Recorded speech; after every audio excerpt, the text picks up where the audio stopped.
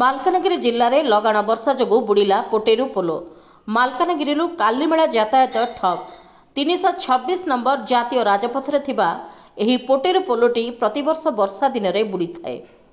ଏହାର ଉଚ୍ଚତା ବୃଦ୍ଧି ପାଇଁ ନୂତନ ପୋଲ କାର୍ଯ୍ୟ ଆରମ୍ଭ ହୋଇଥିଲେ ହେଁ ଆଜି ଯାଏଁ ତାହା ସମ୍ପୂର୍ଣ୍ଣ ହୋଇନି। ଫଳରେ ଲୋକେ ନାନା ସମସ୍ୟା ଭୋଗୁଛନ୍ତି। ମାଲକାନଗିରିରୁ ମୋଟୁକୁ ଯୋଗାଯୋଗ ବିଚ୍ଛିନ୍ନ।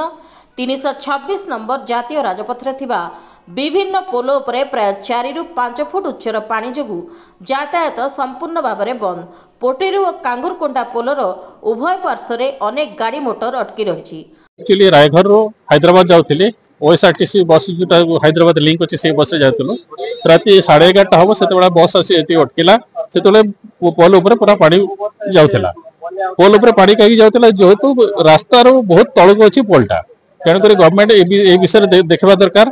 आमे सकाळे मते लोक माने कोठो जानिबा को पाइले जे बहुत माने वर्षा टिके हेले ए पोलटा तळक माने पानी ऊपर को जाए किछि प्रशासन किछि व्यवस्था नहीं। सकाळे पुलिस ता आसी खाली दौड़ीटा गोटे बांधी देले आउ जेतिक हमर अछती देखो ट्रक ड्राइवर माने अछती ट्रक भाई माने अछती हमर गाड़ी गोटे अटकिछि किंतु से मानकर जो सकाळ कार्यक्रम करिया पाई टॉयलेट गोटे एठी गवर्नमेंट रो अछि किंतु सेटा पूरा भंगार जाके पड़िछि सेठी जीवा पाई मते रोड ठीक से नाही।